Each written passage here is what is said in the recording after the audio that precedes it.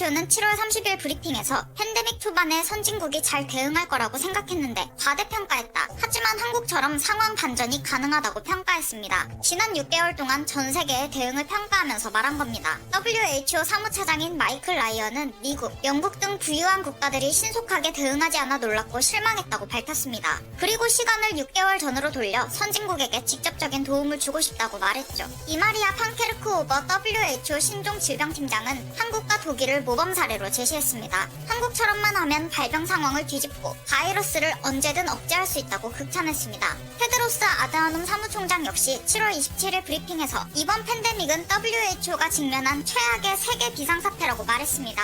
또 마스크를 꼭 착용하고 사람이 모이는 장소를 피해야 감염을 예방할 수 있다고 강조했죠. 그러면서 또 한국을 들었습니다. 방역 수칙을 잘 지킨 한국과 독일과는 달리 이런 조치가 없는 미국에서는 환자 수가 증가하고 있다는 겁니다. 트럼프가 WHO 지원을 끊자 미국을 저격한 것처럼 보입니다. 우리나라 네티즌들은 오히려 짜증 섞인 반응을 보였습니다. 우리나라 좀 그만 팔아먹으라는 겁니다. WHO는 지금까지 브리핑에서 자신들의 과오는 절대 인정하지 않았습니다. 대신 선진국을 믿었는데 과대평가했다며 남 탓하기에 바빴죠. 그나마 한국이나 독일을 거론해 한국인과 독일인의 인기라도 얻고 싶었나 봅니다. 우리나라 네티즌들은 이번 사태에 WHO가 한 게 뭐가 있다고 남을 평가하나 이들 때문에 대처가 더 느렸다는 건 생각 안 하냐? 등의 댓글을 남기며 분노했습니다. 요즘은 한국팔이 하면 해당 국가 격이 높아지나 봅니다. 팬데믹 초반에 한국에서 마스크를 쓰고 다니자 WHO는 굳이 마스크 안 써도 된다며 한국을 깠습니다. 지난 3월만 해도 WHO는 물론이고 미국과 유럽에서도 건강한 사람은 굳이 마스크할 필요가 없는데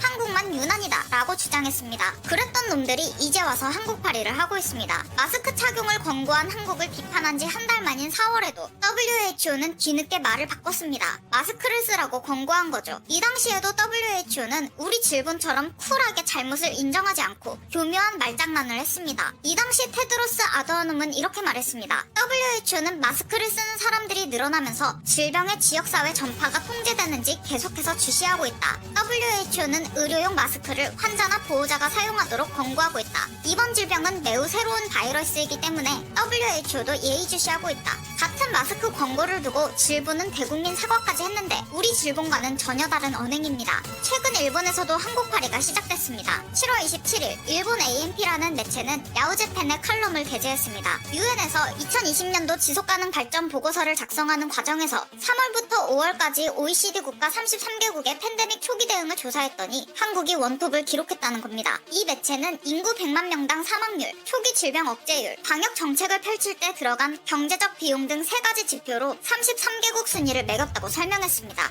그랬더니 한국이 1위에 올랐다는 거죠. 이 매체는 질 높은 방역 시스템, 고품질의 진단키트, 재난문자와 마스크 어플 같은 IT 기술 덕분에 한국은 다른 국가들과 초격차를 벌였다고 보도했습니다. 특히 방역 정책에서 최소한의 비용으로 질병을 억제했다고 설명했습니다. 이 순위에서 한국 1위, 라트비아가 2위, 호주 3위, 일본 6위, 뉴질랜드 9위, 미국은 28위를 기록했습니다. 일본이 6위라고요? 초기 대응에 국한된 순위라서 그런 거겠죠? 조사 기간인 5월까지는 아베가 한창 크루즈선 통계로 눈가림하고 있었던 기간이니까요. 일본의 날조된 통계가 그대로 반영된 것 같습니다. 일본 애들은 정신승리하는 댓글을 달았습니다. 일본이 6위라니 의외로 권투하고 있구나. 과연 아베 총리, 아베 정부 정책과는 관련이 없다. 애초에 사람들의 생활습관이나 문화의 차이 때문에 전염병 확산에서도 차이가 나는 것. 국내에서 정부 대응에 혹평하는 뉴스가 많지만 전 세계에서 일본은 3위에 랭크돼 있다. 일본인은 서구 쪽엔 관대하고 집안엔 엄격하니까 크루즈선이 없었다면 일본의 감염자 수와 사망자 수도 더 낮았을 거다. 한국이 경제적 피해가 가장 적다고? 아시아나, 이스타항공 파산은? 공장 폐쇄 기사는 페이크인가? 라며 가쁜 한국을 잡고 늘어지는 일본인도 있었습니다. 얘네는 허구한 날 행복해로 돌리는 패턴이 똑같습니다. 우리는 국가 차원에서 별거 하지도 않는데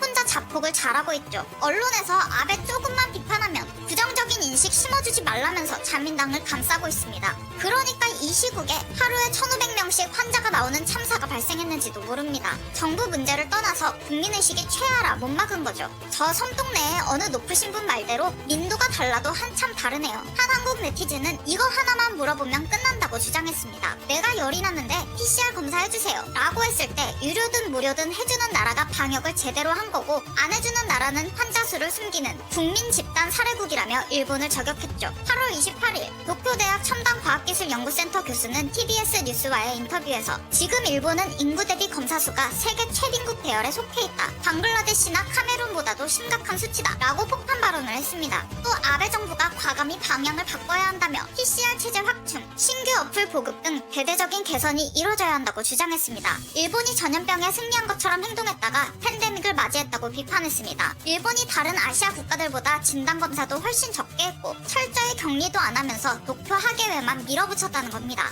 그래놓고 팬데믹 오니까 한국인 입국 금지를 해제하자고 선심 쓰고 있죠. 일본이 검사 수를 두고 역대급 뼈를 맞은 일도 있었습니다. 지난 3월 넘쳐나는 환자 수를 감당하지 못한 일본은 역학조사까지 애를 먹자 이스라엘에게 방역 비결을 물었습니다. 일본 NHK 방송은 이스라엘을 소개했습니다. 방송이 나올 당시인 3월 25일 기준 이스라엘 감염자는 2030명, 사망자는 5명으로 치사율 0.2%를 기록 중이었습니다. 방송국 관계자가 네타냐후 이스라엘 수상에게 관리 비결에 대해 묻자 이스라엘 수상은 검사 태세는 한국 등 대책에 앞선 나라로부터 배웠다고 답했습니다. 한국이 도입한 드라이브스루 방식의 검사장을 각지에 설치했고 정부기관 모사드가 10만 인분의 검사 키트를 다른 나라로부터 몰래 조달하는 작전을 실행했다는 답변도 돌아왔습니다. 이스라엘은 한국의 시젠으로부터 진단키트 일부를 공수해간 것으로 알려졌습니다. 이스라엘이 우리나라 진단키트를 확보하고 대규모로 검사를 실시하자 3월 기준으로 하루 100명이던 검사 규모는 22일 이후 3,000명 규모로 크게 늘어났습니다. NHK는 이스라엘에서는 한국의 방역대책 효과를 분석하고 있다고 전했습니다. NHK와 인터뷰한 이스라엘 현지 방송국의 기자는 이스라엘이 모델로 삼고 있는 국가는 한국이라고 소개했습니다. 그는 이스라엘에서는 한국을 롤모델로 삼아 모든 입국자에게 격리 조치를 의무화했고 진단키트 덕분에 조기 감염을 확인할 수 있어 질병 확산을 막을 수 있게 됐다고 밝혔습니다. 이 당시 현지 기자는 가까운 대한민국이 바로 옆에 있는데 뭐더러 먼 이스라엘까지 왔냐고 일본을 돌려가게 했습니다. 이에 대해 우리나라 네티즌은 먼 데까지 가서 물어보느라 애쓴 결과치고 비참하겠다는 댓글을 남겼습니다. 최근 우리나라 1일 신규 환자 수는 평균 30명대를 기록하고 있습니다. 지역 발생은 줄고 해외 유입이 늘어 한 네티즌은 아예 지역 발생 따로, 해외 유입 따로 표기해라 라고 요청했을 정도입니다. 미국은 7월 31일 기준 1일 사망자가 1,400여 명, 신규 환자는 6만 9천 명 이상이었습니다. 며칠째 계속 이런 추세를 유지하고 있죠.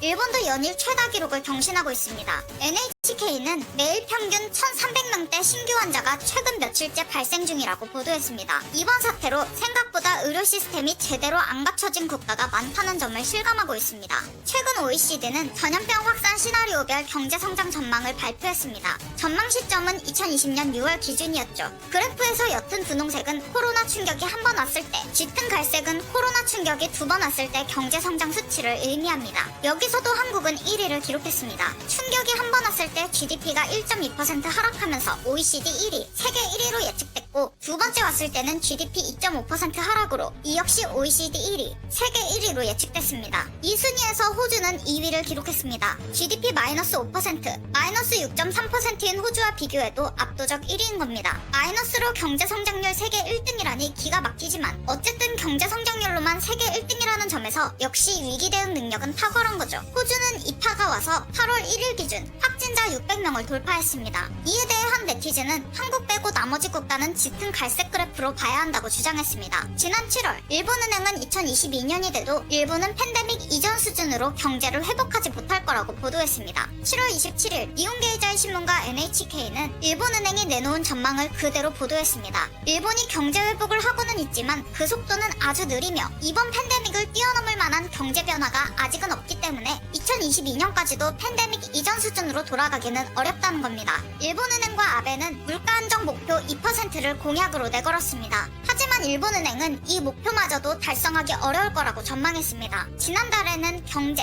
물가 정세 전망 보고서에서 일본 경기가 극히 심각한 상태에 있다고 밝히기도 했습니다. 일본의 경제는 향후 3년간 제자리에 머무를 것으로 보입니다. 우리는 이때 일본을 바짝 따라붙어야 합니다. 현재 국민소득은 일본이 4만 불, 우리가 3만 3천 불입니다. 1981년만 해도 일본과 한국은 9배 이상 차이가 났습니다. 이제는 매년 3%만 앞서면 6년 후에 따라잡고 10년 후에는 우리가 앞서게 되겠죠. 한국은 1980년대부터 코스타리카를 시작으로 터키, 헝가리, 멕시코, 베네수엘라, 아르헨티나, 이란, 사우디아라비아, 대만, 그리스, 스페인 등 15개국의 국민소득을 단숨에 역전했습니다. 전문가들은 다음으로 한국에게 역전당할 16번째 국가는 이탈리아가 될 거라고 예상하고 있습니다. 일본이 아직도 정신 못 차리고 경제제재 때린다고 헛소리를 남발하고 있는데 16번째 국가로 이탈리아와 일본을 한꺼번에 제치는 건 어떨까요? 오늘 준비한 영상은 여기까지입니다. 끝까지 시청해주신 여러분 감사합니다.